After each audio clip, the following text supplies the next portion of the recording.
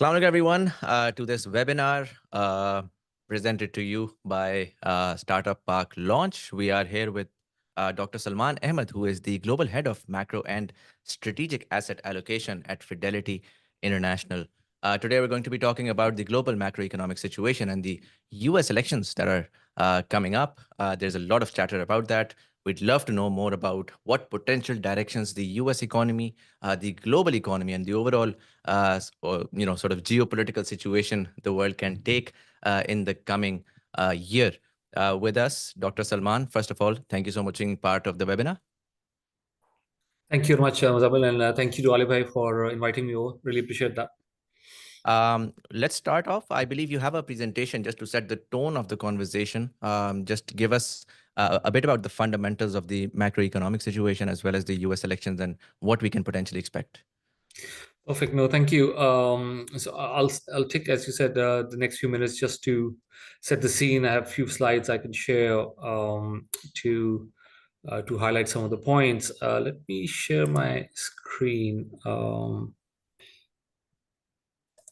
Okay. I don't know if people can see my screen. We can see it now. Perfect. Brilliant. Basically, let me start by going through our scenario-based framework we have been using for many years now to highlight and calibrate the different scenarios for the global economy. And I think this is more centered around the US as we navigate and pass through the different stages of the cycle. So as things stand, if you look at till the end of 2024, we are still in that soft landing camp, but a very sizable probability of recession coming through. So most of the year we have kept recession at around 25%. Recently, maybe 6 weeks ago, we increased it to 30%, but this is still the end of 2024. And this is backed by the data flow we are seeing, at least on the macro fundamental side of things, which is that it shows a slowing economy in the US. Clearly, the labor market, after being very strong in 22 and most part of 23, is losing steam, but we are not seeing any signs of immediate recession to take hold. But of course, there has been a lot of progress on inflation. That's why the no landing scenario probabilities have dropped, and so has stagflation probabilities as supply side has normalized. The tightening by the Fed and other key central banks have started to play their role in terms of bringing inflation down. But certainly, I think the tension, if you will, is between soft landing and cyclical recession. And of course, cyclical recession narratives are being brought onto the table. We saw that on Friday with the Nonfarm payroll report and unemployment report. It was a mixed report, but there was something for both camps, if you will, in that report. But what it does show you is that if you look at our current activity trackers and future activity trackers, we have built, we are showing some downward pressure, but they're not like rapidly falling or deteriorating, especially on the future activity side of things. So at least from the growth side of the picture, yes, there is slowdown happening. You see that on inflation. There's a lot of progress which has been made, especially on headline inflation. But core inflation has also normalized quite a bit, but still it's pretty higher than the targets both in the US, in Eurozone, and then of course in UK, where it has been more stickier than other developed markets. In fact, the only story of low inflation is right now in China, which is going through this property sector, structural issues, and has shown up in terms of low and sustainably lower demand, or domestic demand, which is showing up as low inflation. If you look at a bit more deeper into the non-farm payroll reports and the labor market, yes, it's been slowing down. I think this has not been updated with the Friday data, but certainly there's another notch down now on payrolls. But it's still above 100K, which is usually seen as a sign of economy which is contracting, but the employment to population ratio, which is the chart on the extreme right, is not showing any signs of immediate recession. It's peaked for sure, but unlike 2008, 2009, or 2020, 21, you're not seeing a massive fall in employment to population ratio, especially for prime age populations, which is a very cyclical indicator. So all in all, labor market is slowing. We think that the Fed will start cutting as inflation has come down, but we're not in the camp still, although the debate is quite, significant, that they will start with 50 basis point, because things are slowing, but there's no panic kind of a situation yet. And if you look at the unemployment rate numbers, they have gone up. They've ticked down a bit to 4.2% in the last report. On its own, it's a very good, good level of unemployment rate if you look at the long history. And then a lot of the temporary layoffs, which are causing the last month's increase, have unwound this month. And recently, there has been more demand side pressure on the labor market, whilst the increase we have seen so far, at least initially, was very much supply driven. So it was like a good kind of increase in unemployment rate, if you will, rather than a bad kind, which is driven by demand. So the picture is mixed. And for us, yes, the Fed is going towards a start of the cutting cycle, but we do think that the markets are far, more optimistic that how much cuts the Fed will deliver, based on their assessment, if you will, of what's happening in the US currently. But the peak of the cycle is here in terms of rates. Obviously, the ECB has cut rates already. Bank of England has done a one cut as well, and now it's obviously the most important central bank, which is the Fed, to start the cutting cycle as we move towards the end of the year. You can see a lot of these cuts are already priced in. There's been a lot of volatility in rates market. So markets have been all over the place in terms of what they think the Fed will do it more immediately and by the end of the year. And we would expect that volatility to stay because the data can be read in different ways. Um, a little bit on elections, because obviously this thing is going to become very, very important as we go into October and onwards. Obviously, November is the election. Early November, we have got the elections, but the polls. We don't have a very, anything different to say on who will win the election. Suffice to say, it seems like a very 50-50 game at the moment, at least on the polls. They have tightened a lot in favor of Harris since she took over when Biden stepped down. And in some now swing states, she's starting to lead a bit as well, which are the more critical numbers than the nationwide polls, because as us regular followers of US elections will know, that it's really the swing states which are critical for the outcomes. And ultimately, within those swing states, it comes down to around 50,000 votes when it comes to the new, who becomes the new president. But the polls have been volatile. This has been a very extraordinary election campaign season, with Trump and Biden first, and now Harris taking over as Biden stepped down. Uh, but it's important to look at the economic agendas of the two parties, and what they're saying. Trump actually had a speech with the Economics Club of New York, I think a few days ago, and he was reaffirming and reiterating some of those points he had been talking about for some time now, which is that he wants tariffs to be the main centerpiece of his economic policy. So what he's saying is that he wants to put 60% tariffs on China and 10% on the rest of the world. Um, these are big numbers. You can see the current tariffs on China are around 10.5%. That's US tariffs on China. Rest of the world is around 1.1%. So if these tariffs are put in place, the ceiling number of fiscal revenue is around $460 billion. But that's a top level estimates. You will have demand destruction. You will have substitution effects, exceptions to these exemptions, sorry, to certain companies, product categories. You have existing trade agreements, rerouting, and retaliatory tariffs as well. So I think the estimates we have seen, which are dynamic estimates of which take into account demand destruction of around $200 billion a month, a year. So it's a $2 trillion impact over 10-year period. So it's a sizable impact on fiscal revenues, and then obviously somebody has to pay for that. We saw that in 2018 as well when the first trade war started. And if you look at the full impact on prices, you're talking about around 300 basis point increase in inflation as a result of these tariffs for the US. Now, that may be also a higher number because obviously that doesn't take into account demand destruction, any confidence shock issue that may come through. But even a 150, 200 basis point inflation shock will be a sizable one for the US because that can be construed as stagflationary, given that inflation is still above the target. And that obviously puts into question what kind of cuts the Fed will do next year.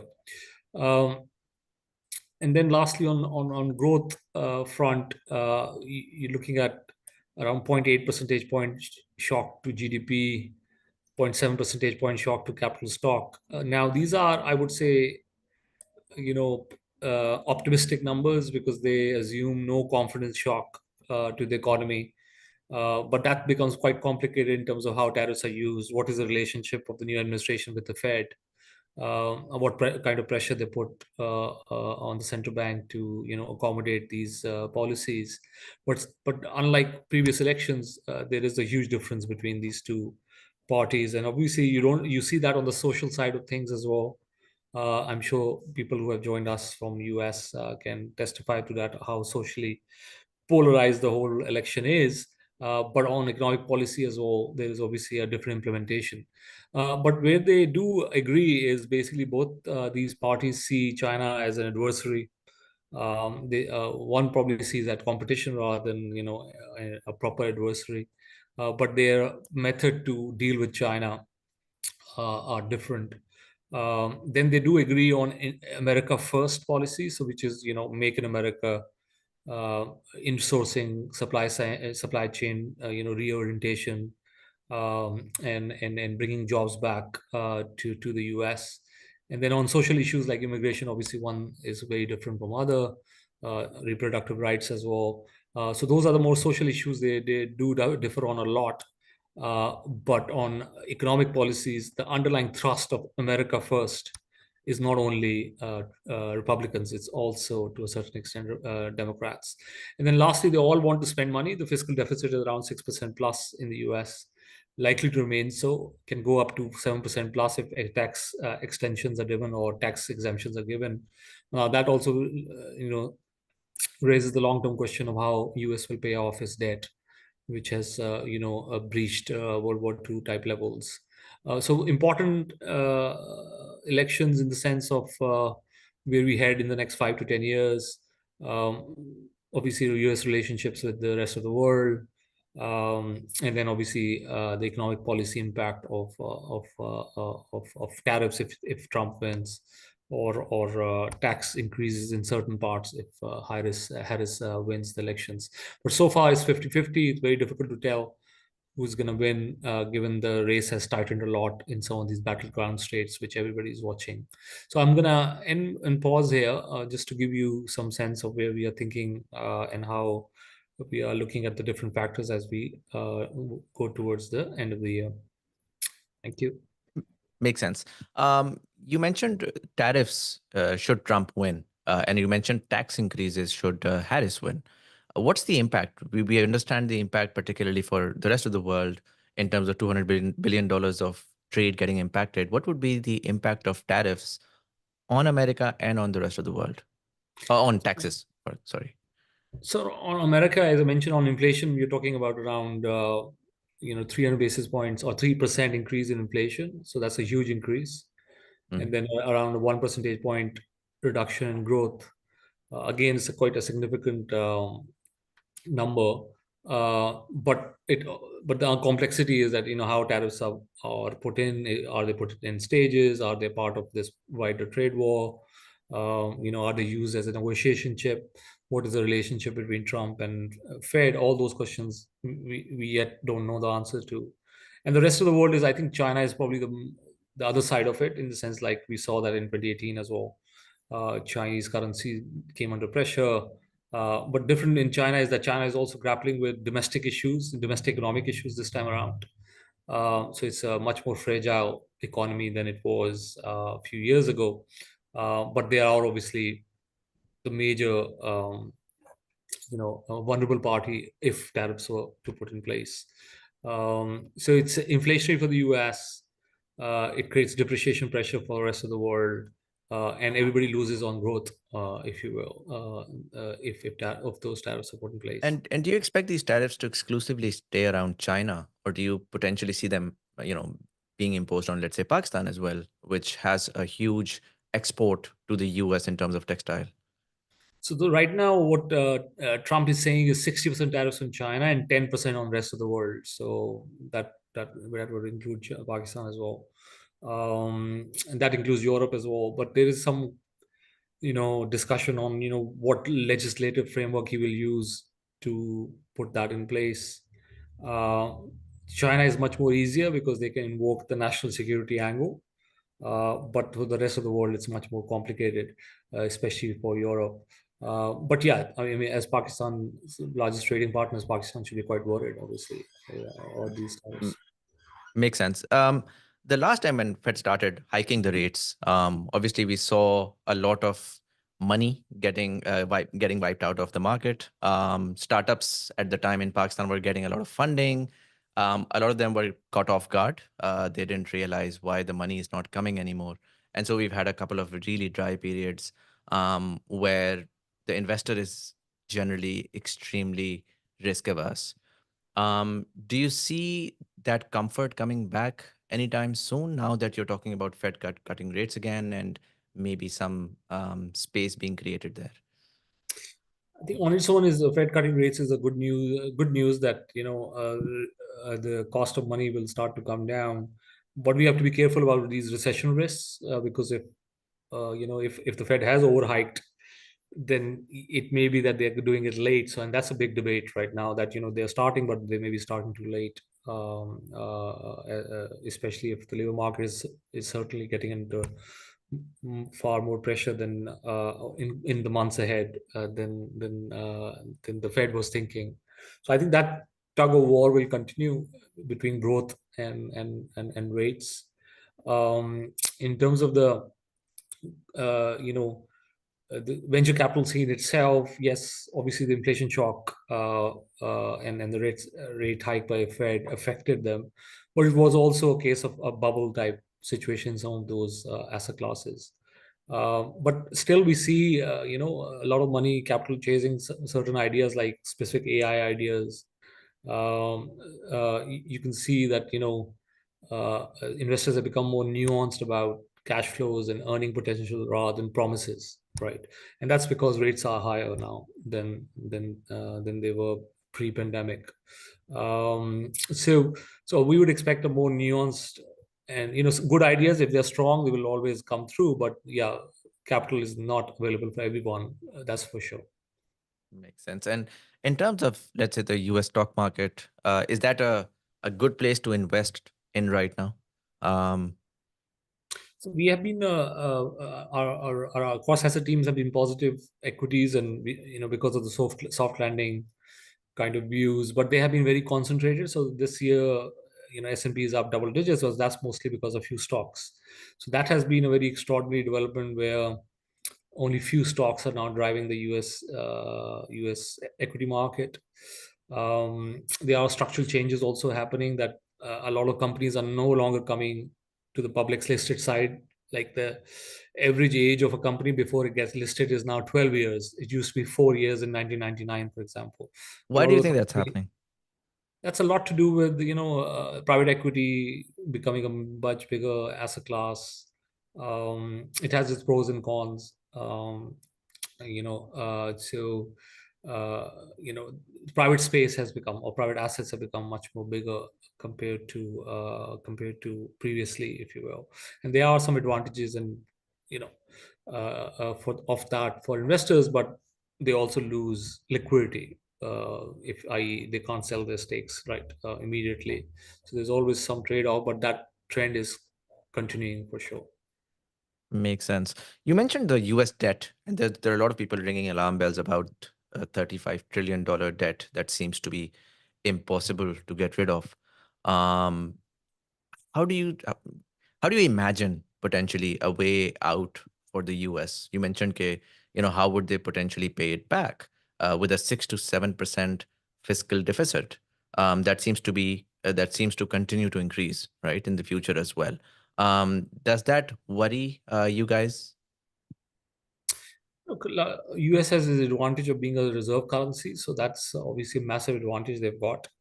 US fundamentals are weaker compared to a dollar market should be, if you will. But they do take that advantage, or they benefit from being a reserve currency. So ultimately, the question would be, the buyers, if they keep on buying that debt which is being issued, and we have seen yields come down as recession risks or slowdown risks have risen. But we're also seeing, China central banks buying less US debt. Other countries have also started to diversify. That I think is probably in the long term is going to be a critical question, how that debt load is financed. That brings into, questions of inflation. So, it may be that inflation is away, that debt is reduced.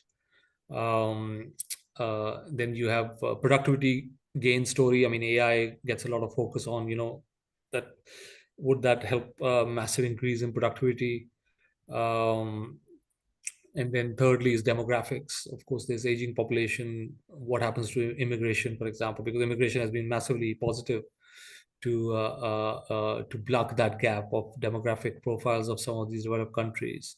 So there's a lot of uncertainties here, but I think what is clear is that the last 60, 70 years are not relevant anymore. It's going to be a much more different world with the state of technology, with the state of capital, available. And those mega trends, if you will start to reverse down. And I haven't even, shared about climate change, which is always a important factor as well. Makes sense. China has been reducing, like you mentioned, their holding of US treasuries. Saudi has been doing the same. And while they've been doing that, they've also started to hoard gold over the last few quarters, even India for that matter. And we've also seen gold go from, I would say, $2,300 to $2,800 or something along, I think $1,900, $2,400. Um, how do you see gold and silver and a lot of these sort of historically safe haven assets in the future? I think they still have a role to play as diversification, and that's how we think about them. They've done quite well in a high inflation environment, and they are still doing well whilst inflation is coming down. So some of that, diversification play is still there. You have a world which is highly, heavy in debt, so real assets can start to become quite, important there. So I would say that they are like a diversifier in your portfolio, but there are areas which are growing, right? I mean, you saw the AI story, and there's been a lot of wealth creation done on that, but it's volatile, of course. But the world is also changing, as you said. I mean, buying behaviors are different now. Geopolitics is far more important, and that's likely to continue to be the case going forward. Do you think people are beginning to take, let's say, cryptocurrencies like Bitcoin or Ethereum seriously? Okay, it's been much more, widely adopted now compared to a few years ago. But ultimately, the real test of that will come in, if there is a big sell-off and how Bitcoin behaves, for example, in versus equity markets. That will be a key test. And B, it will be, I think, also the regulators. Ultimately, will they keep allowing that to happen? So that's, I think, the real tests lie ahead, but certainly the adoption rate is higher now than it was a few years ago. And do you think, in terms of the US being the US dollar being the reserve currency, and again, the current financial system as we see it, with what happened with the Russia-Ukraine war, Russia being sanctioned, and then we've seen a lot of changes happen ever since, and now we're getting some rumors of a potential BRICS currency and a BRICS financial system propping up potentially in the Kazan summit in October. Do you see an alternate system beginning to rise anytime soon? Considering what a lot of people are saying, the much of the global South is now worried about what they saw the US do in Russia, freezing their assets, locking them out of the banking system. And so there is a potential requirement for an alternate system. I think you can see the motivation there, but I think it will take decades for that to happen. I mean, US is so dominant in the financial system that and it has been so for many decades now, that or US dollar, sorry, I should say. So I think it will take time. Firstly, the key currency of the economic bloc, China, is not an open capital account currency. So you need an open capital account to be a reserve currency. But share of Chinese yuan in reserves has gone up. In trade, it's going up quite rapidly. So I think trade, I can see that. For capital, it's probably far away because you need an open capital account. For it's just a financial architecture thing. So unless until China opens its capital account, freely floats its currency, and everybody can use it, to spend money in, for example, in Dubai, it's very But difficult to but get. do you expect China to do that, or can we potentially see like a hybrid of sorts, something like the euro, but for the BRICS nations? BRICS is not frankly speaking, like a credible grouping to my mind. I mean, I used to work on the BRICS report and BRICS research when it came in early 2000. It was conceived as an economic bloc, not as a geopolitical political bloc. You have Russia, China there, India there. India China relationships, what's the direction of travel there? They're not the best of friends. Then you have obviously Russia, which has been cut off because of what's happening in Ukraine, and Brazil is even insignificant in all of this. So I think it's ultimately going to come down to China, and potentially India if you give it another 10 to 15 years, given the trajectory they're taking, and that will be a lot shaped by not economics, by geopolitics. I think. Makes sense. You mentioned $200 billion worth of sort of productivity being wiped out because of the tariffs potentially. Do you expect that to again that to be replaced by trade outside of the US between countries themselves, if the US as a buyer just no longer exists? So 200 billion is the fiscal revenue you get if those tariffs are come through, and then you include some demand destructions, because without demand destruction, numbers is nearer 500 billion. So you would expect some demand destruction come through. I think you will see some rerouting, but there's nobody like China at the moment. Nobody has the capacity to produce goods in scale and cost like China is. I mean, India is probably on that pathway, but still 10, 15 years away from that. So India will probably benefit from it if those kind of tariffs are put in place. But the immediate shock will be a severe one, because there's no clean substitute given how big China is in terms of its capacity to produce goods and trade them, if you will. Makes sense. You mentioned the last 70 years would look very different than the next 70 years, right?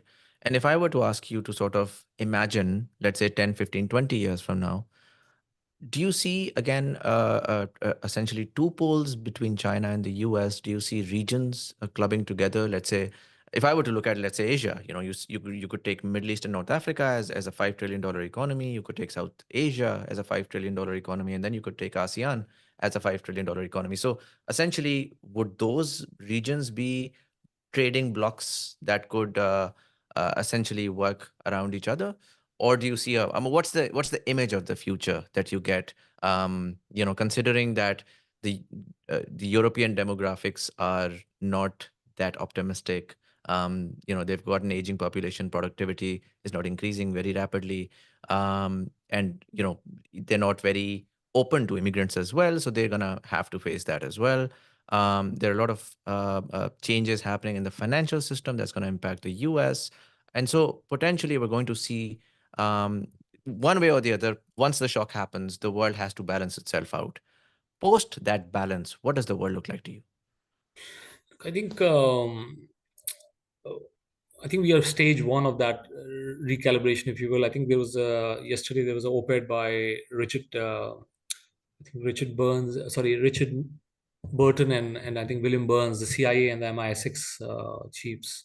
Yeah, First yeah, time yeah. they have written co-wrote a article on the world order. So basically, their point is that the world order since Cold War ended is under a lot of pressure. So I think we would say this is a regime discovery phase.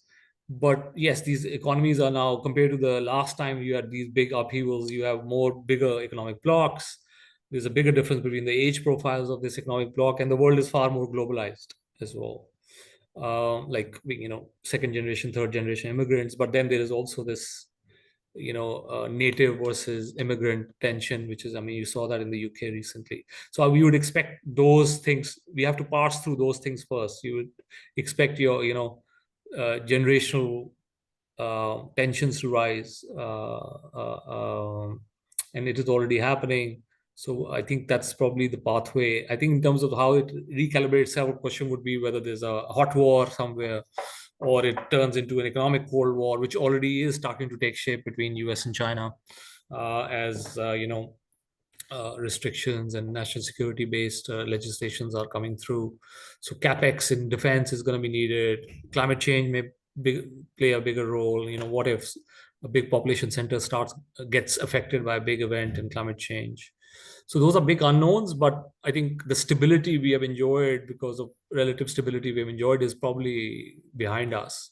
And demographics, as you rightly pointed out, Europe, but there's also China, which is aging, which also I think has food for thought for Pakistan, how you can engage with China, which is going through population contraction and aging at the same time. I think a lot of these big questions will make some countries relevant, some countries less relevant, and it's going to be how different countries choose their priorities. But yes, there are major differences, as you said. The economic blocks are much more bigger. They can become self-contained, but the fruits of globalization we have all benefit from. We are a product of globalization. I would have never come to UK like if I were born like 20 years earlier than I was, for example. So I think all of us, I think, appreciate the impact of the era on our personal lives. We think it's because of skill. No, it also matters when you're born, and Hmm. where you're born. So I think those factors are going to become even more important. So you'll have generations which will be experiencing different, environment than we were, for example, when we were in our Makes in our sense. 20s. If I were to tweak the question a little bit, and the context for this is for people from Pakistan who are listening to this right now, they've had they probably need to rewire their framework, right? Because a lot of times you imagine the future based on what you've experienced in the past, and so you're talking about potential tariffs. You're talking about potential recession. You're talking about a changing financial system. Demographic issues and immigration issues in the West as well. In that context, if I were to ask you to, when it comes to exploring opportunity, building things for the future, because in Pakistan, if you're thinking of export, for example, not just software, but even apparel or sports or anything, you're really thinking about the American markets or the European markets, right? And I'm not saying, okay, replace the American market with an African market, for example. But what I'm asking is, if you were to say someone who's planning for 20 years ahead and they're looking at diversification of their business, would we from Pakistan be, let's say, trading more with Africa or ASEAN or MENA in the future 20 years later? Or do you think, do you get what I'm saying?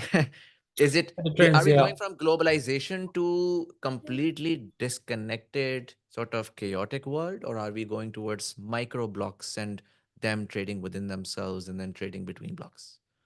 I think it's fair to say, I think diversification is probably going to be far more important, geographical diversification. So you don't know, a big war breaks out in the region, and Pakistan is cut off from, Hmm.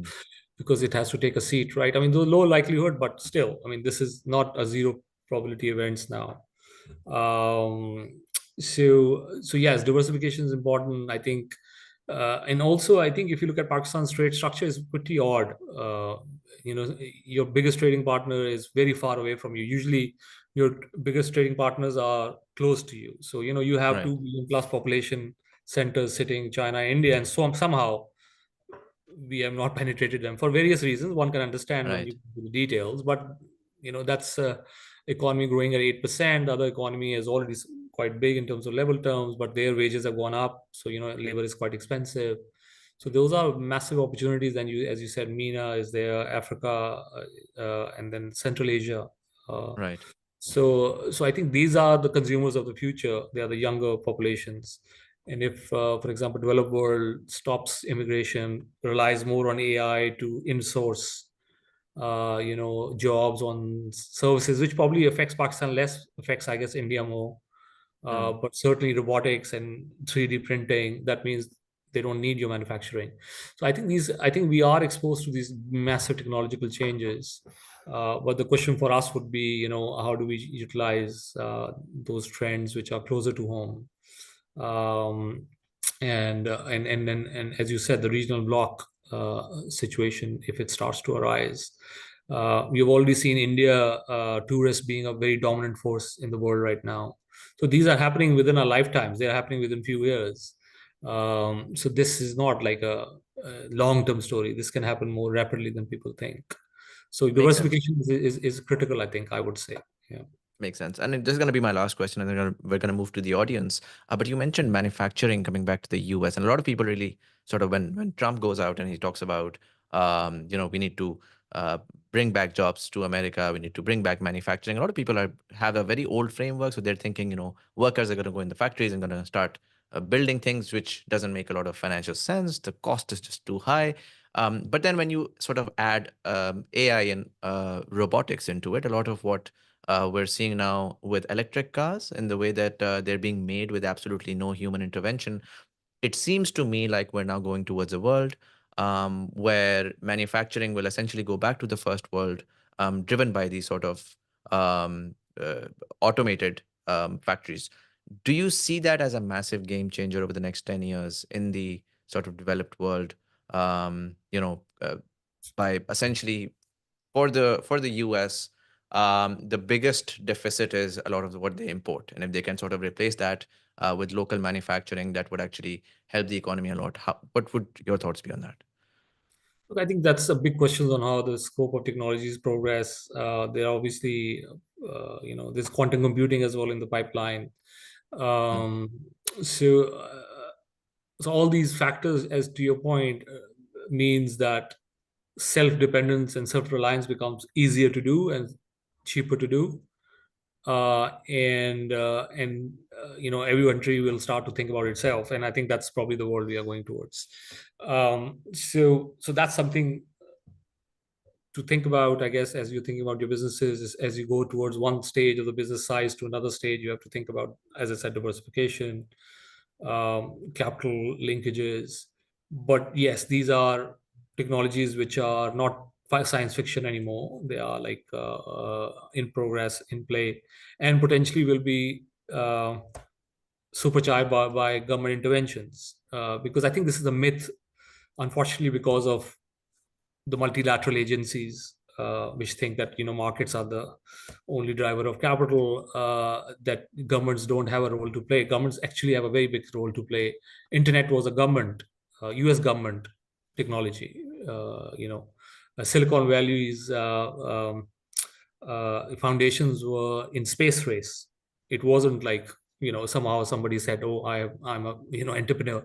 It was actually the capital came to beat Soviet Union or former Soviet Union. So then that created that multiplier effect. So I think the role of governments needs to be reassessed, and it's not to say that governments can do everything. That's not what I'm implying. But governments can create that horizon, which private sector cannot on its own. I mean, a latest example of that was COVID vaccine. uh, if the different governments had not given them indemnity and pre-orders, it would have taken much longer for the private sector to come up with Mm. that solution because of loss aversion, right? So I think that means that fundamentally the frameworks we have been trained to do are also have to be reassessed, and we need to re-educate ourselves. I mean, I will be the first one. I'm fully trained in Western education system, but I'm also developing the self-awareness to question it in a world which is not relevant anymore for some of those ideas. Makes sense. We're going to move to the questions from the audience. Um,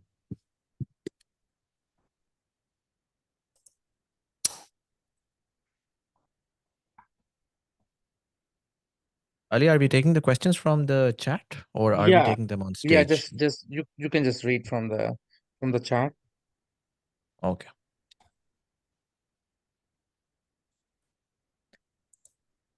So Zubair Ahmed is asking, what are some of the areas where AI software is really disrupting the industry, in your opinion, and where VCs are directing a lot of their investments at the moment? I think the reality is not disrupting a lot anything at the moment. So there's a lot of talk and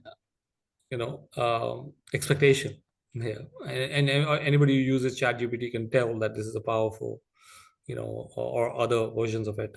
It's a powerful technology, but but to be able to make that into a proper productivity system, for example, for financial industry, we need to spend a lot of money on data and data organization. So it takes time. It's also untested technology. Another factor is first mover disadvantage. What if something better comes along 1 year and then you've spent so much money on something which is becomes redundant. So there's a lot of wait and see as well going on to see where the technology, I think, settles. So what you will probably see is a high risk, you know, endeavors taking hold, and still to and some people getting big valuations quickly and then collapsing in the next few months. I mean, I think that's a we have seen it story movie again and again, so I'm not gonna repeat that. But I think it will take time for this thing to get embedded. Regulation needs to be sorted out, and then more importantly, data privacy. Who owns the data? Who owns the IP? So there are all those factors which are still in play. Uh, but not to say that use cases will develop. Big companies are at advantage, unfortunately, because they have more data, and they can always buy the smaller ones and either destroy them or incorporate them. So that kind of, I think, trend will continue. But it's still yet to be seen where the disruption comes in. We have, like the industry more generally in finance, they're creating use cases. Some of them are very expensive, but report writing and stuff like that, that's the basic level stuff we are still doing. But we haven't moved beyond that, if I'm being open about it. Makes sense. Mashood asks, as the US dollar continues to lose its value, how do you see digital currencies like Bitcoin playing a role going forward? And I'm going to divide this into two parts, right? So there's the aspect of, we want to get away from the central banks and really get into a democratized currency. And then there is the future of currency, right? So I would add to this, how do you see the evolution of central bank digital currencies coming into play in the near future? So central bank digital currencies are no different from any fiat currency. It's just the technology to record the currency is different, but Right. the underlying principles are the same. So you can more efficiently record transactions. That's So it's what it not like it's not an alternative to the current No, system. it's not an alternative. So It's then like, how do you see these yeah. currencies like let's say Bitcoin and so on? Look, as I mentioned earlier, I think it ultimately comes down to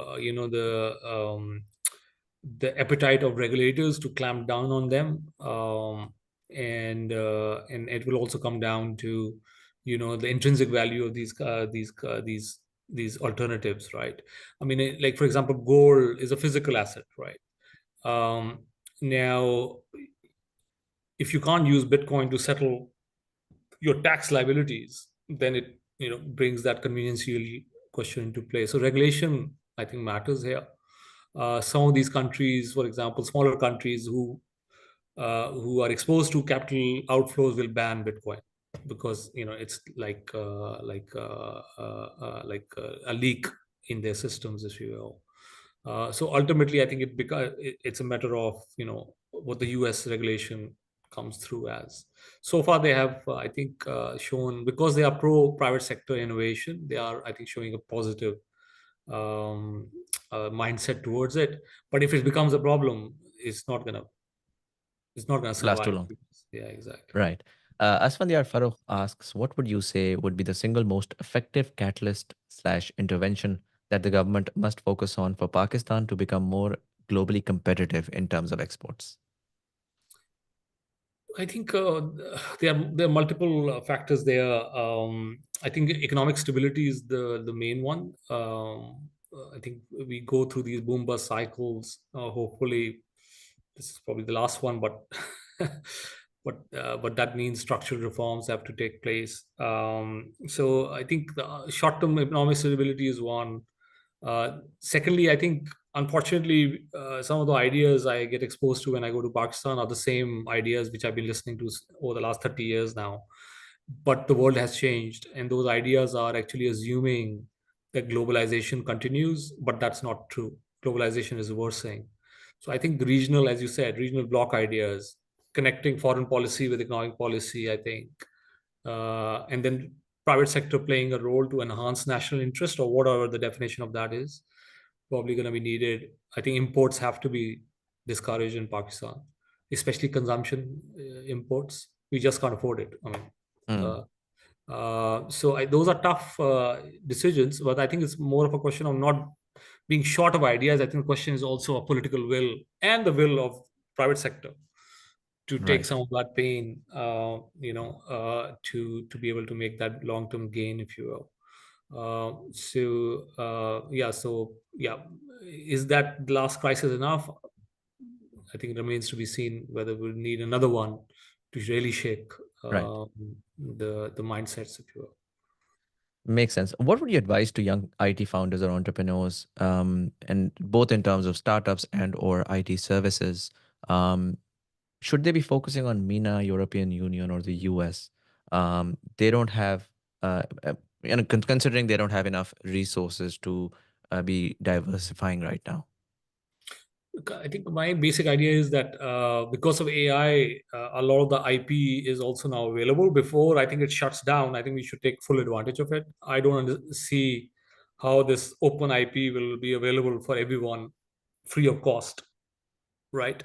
Because remember Mm, that a search you do through AI is like X times more energy intensive than Google.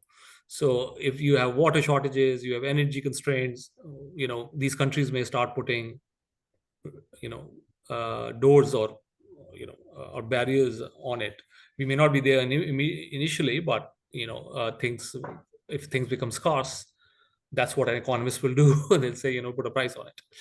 right. So I think we should take this advantage of abundance right now of IP.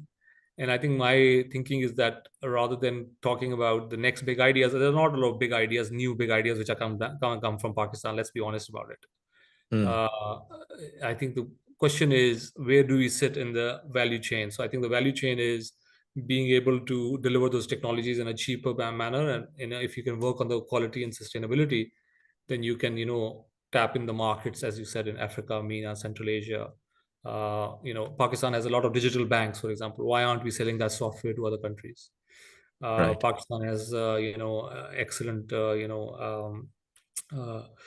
IT systems and a lot of industries I see, but we should be exporting them, not just thinking, oh, I'm doing it for the domestic market. I think but that requires a different skill, selling, investing in Salesforce, understanding the different countries. US doesn't need it because with the AI and the things, they are going to collapse the cost curves, but others can't. So we need to start thinking about other countries who are behind us but do need cheaper technologies. And I think Pakistan's cost advantage is quite significant. So I think that's would be my 2 cents, that we should at a big scale use our labor arbitrage, and that's where the capital is needed, not on getting the next cutting edge idea. It's not going to happen. We are not an ecosystem which is designed to do that.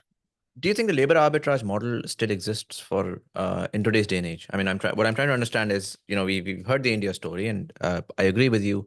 It took India, let's say, a few decades actually from doing really sort of low value labor arbitrage work and taking that to $200 billion worth of exports before they can begin to talk about unicorns and so on and so forth. But in today's day and age, again, in the backdrop of AI, do you think there is still opportunity within service arbitrage? Or even if it's not like a model of like a Tata Consulting where one company actually has like 100,000 consultants and they're selling that on an arbitrage. But even if you're talking about freelancers really directly getting remote jobs, do you think there's opportunity today to get a lot of this remote work should the talent be trained in Pakistan properly? So frankly speaking, I think the freelance is the last. It's not a temporary. It's a temporary activity right now. I think Okay. AI will destroy a lot of these jobs. I see some other jobs which on Upwork and other things. Where the AI is developing, nobody's going to use those anymore because they are very basic. So you'll In have terms to of sort of bring them up the skill the value chain, ladder. exactly. So, but the advantage we have got is that uh, that physical infrastructure doesn't have to be in Pakistan because of cloud. You can come in and come out, and people can shut you out if you're doing something silly, if you will. So that Right. gives them confidence that they can control the human aspect of it more strongly. But my thinking is that it needs to be done in size. Our problem is that we go out with 10 people. Where is people coming together, capital coming together, and saying that I have 10,000 people, because that Right. then you can penetrate a very different set of markets. I think I think the shortage is not on either capital or ideas. It's us not organizing Like ourselves together. collaborating, organizing, or potentially Yeah, agree. I mergers and mean, acquisitions and creating we start viewing each other a competitor at a very low stage when ant versus ant. If you're going to be a competitor, just become big first, right. right? We put ourselves, limits on us much more earlier than others do. So it's a mindset thing, but also you have to think about, the world is changing. So, as I said, why can't a banking software be sold in Africa, which is serviced from Pakistan? That's thousands of people job delivery Yeah. system. I mean, that Why? makes a lot of sense. There are a lot of startups in Pakistan right now that are building startups. If they just sort of productize their Yeah, product and start selling that as a service to a lot of other countries, suddenly exactly. they're an IT services business. That makes a Precisely. lot of sense, actually. There is a possibility for MENA, Middle East and North Africa, and GCC, Gulf Cooperation Council members to form a common currency union, but it's challenging. While the GCC countries have already discuss the idea of a common currency like the euro in Europe. Several factors make it difficult. These countries have different economic strengths. Um, okay, I think that was a comment. I do apologize for that. I think someone was having a conversation there, looking for more questions. Um, how can any of these numbers make any sense with the seismic debt? Literally, isn't the US technically bankrupt?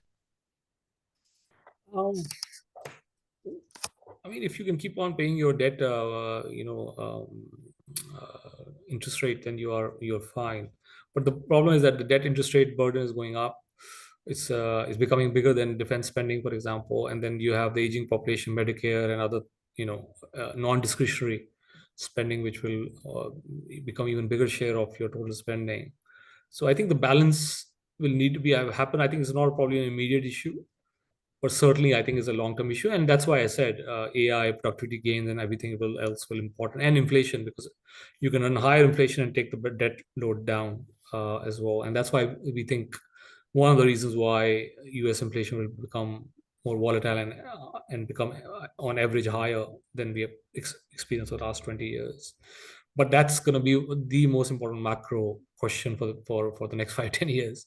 How do we reconcile debt? And this is not only a US issue, it's a more broader DM developed market issue, um, with the exception of Germany. Right. How much leverage does Fed have in the current environment on relaxing the monetary policy given the fluctuating market conditions and the upcoming elections? And is the economic mechanism that strong now? It eventually recovers whatever the headwinds we would be avoiding any recession and likely to pass trends. I'm not sure what that means, but to the first question, How much leverage do you think the Fed has to be able to control a lot of the economic policy? And we've been hearing a lot of, they've been a lot of quack economics has been happening since 2008 with 0% interest rate and just money flooding the system. Do you think they're now stuck where, वो कहते हैं ना कि doomed if you do, doomed if you don't. So one way or the other, there is either some sort of an inflation coming or some sort of a recession coming. There's no real soft landing potentially. I think they right now they are quite comfortable and happy that they have brought inflation down, and now jury's out. How did the inflation come down in the first place? Because a lot of that was supply side driven. But the U.S. economic structure or debt structure has also changed. So a lot of these, for example, mortgages are long-term mortgages. Asset values are much higher. So a lot will depend on asset values. If you have a balance sheet write down, I think that will make the Fed's job very, very difficult. But they have shown to be very creative in creating the illusion of wealth. They do it credibly, and I think on inflation side, they have also brought it down. So I think they are probably sitting more credibly than it was a few years ago.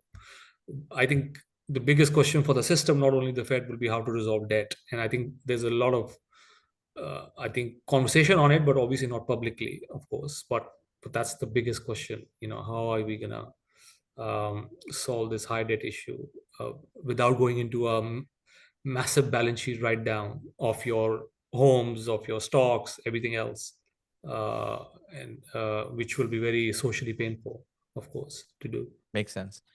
Dr. Salman, thank you so much for joining and for sharing all that insight. We're going to wrap this up. We're at the 1 hour mark, but thank you so much for joining and sharing all that insight. For the rest of everyone, thank you for taking the time out and for all the questions. I do apologize I couldn't take a lot of them. Obviously, we were short on time, but we're going to wrap up this session. Thank you, everyone, for joining.